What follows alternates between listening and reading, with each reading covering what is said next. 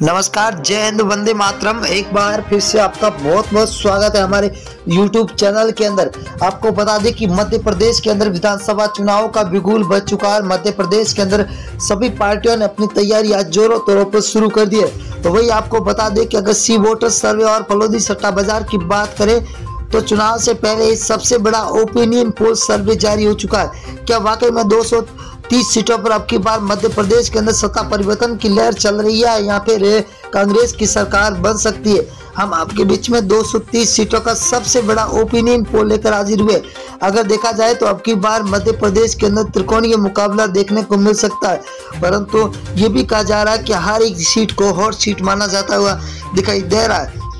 परंतु आपको बता दें कि जिस तरह से मध्य प्रदेश के अंदर त्रिकोणीय मुकाबला है, उस तरह से देखा जाए तो किसी की जीत मुमकिन नहीं। जिला है जहाँ पर कुल 5 सीट है, जहाँ बीजेपी को 2, कांग्रेस को 3, तो यहाँ पर बीएसपी 0 पर है और अन्य के खाते में 0 सीट जाती हुई दिखाई दे रही है। अगर हम भोपाल जिले की बात करें तो कुल 7 सीटें है, 7 में से बीजेपी को 2, तो कांग्रेस के खाते में 5 सीटें जा रही है, तो बीएसपी को 0 सीट मिलती हुई दिखाई दे रही है।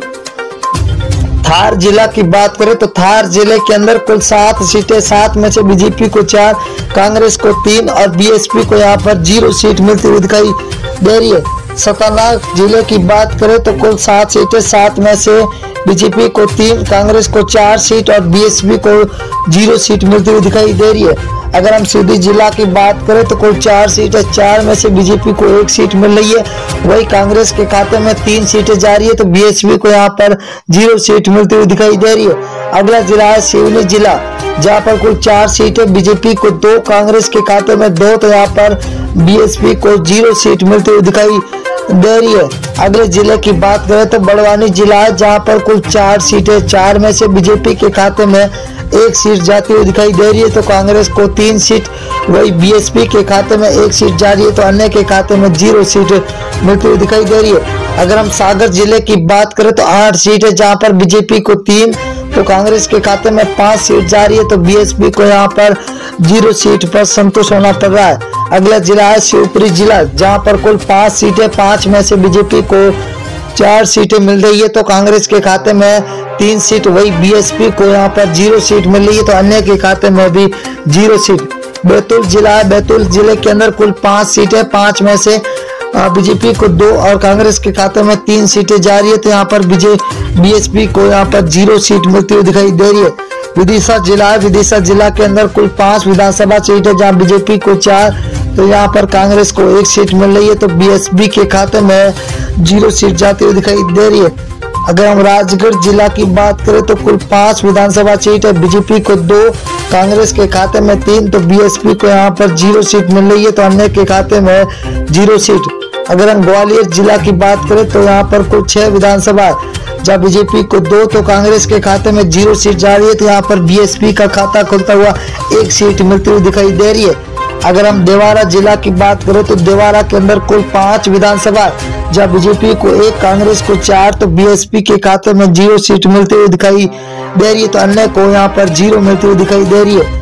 उज्जैन जिला है, उज्जैन के अंदर कुल विधानसभा 7 सीटें, जहाँ बीजेपी को 5, कांग्रेस को 2, तो बीएसपी के खाते में 0, तो अन्य के खाते में भी 0 सीट जाती हुई दिखाई दे रही है। अगर हम जबलपुर जिले की बात करें तो 8 विधानसभा सीट है, जहाँ बीजेपी को 3, कांग्रेस को 5, तो बीएसपी के खाते में 0 सीट मिल रही है, तो अन्य को भी यहाँ पर 0 सीट मिल रही है। अगर हम कटनी जिला की बात करें तो कटनी जिले के अंदर 4 विधानसभा, यहाँ पर बीजेपी और कांग्रेस को 2-2 सीटें मिलती हुई दिखाई दे रही है, तो बीएसपी और अन्य के खाते में 0 सीट मिलती हुई दिखाई दे रही है। इंदौर जिला की बात करें तो इंदौर जिले के अंदर कुल 9 विधानसभा, जहाँ बीजेपी को 3, कांग्रेस को 6, तो बीएसपी के खाते में 0 सीट जाती हुई दिखाई दे रही है। अगले जिले की ओर रुख करें तो छिंदवाड़ा जिला है, जहाँ पर कुल विधानसभा 7 सीटें है, जहाँ बीजेपी को 1, कांग्रेस के खाते में 6, तो बीएसपी को 0 सीट मिल रही है, तो अन्य के खाते में 0 सीट जाती हुई दिखाई दे रही है।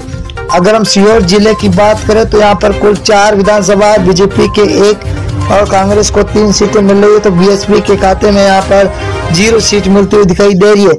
अगला जिला है बालाघाट जिला, जहाँ पर कुल 6 विधानसभा है, जहाँ बीजेपी को 2, कांग्रेस के खाते में 4 सीटें जा रही है, तो बीएसपी को यहाँ पर 0 सीट मिलती हुई दिखाई दे रही है। अगला जिला है मोरैया, मुरैना जिला के अंदर कुल 6 विधानसभा, 6 में से बीजेपी के खाते में 2 जा रही है, तो वही कांग्रेस के खाते में 4 सीटें जा रही है, तो बीएसपी को तगड़ा झटका लगता हुआ दिखाई दे रहा है। अगर हम बात करें अगले जिले की और दोस्तों, तो बहुत ही बड़ा जिला आ चुका है, सततपुर है। सततपुर के अंदर 6 विधानसभा है, बीजेपी को 2, कांग्रेस को 4, तो बीएसपी को 0 सीट। रायसेन जिला है जहां पर कुल 4 विधानसभा है, बीजेपी को 1, कांग्रेस को 3, तो बीएसपी यहां पर 1 पर है। तो अन्य के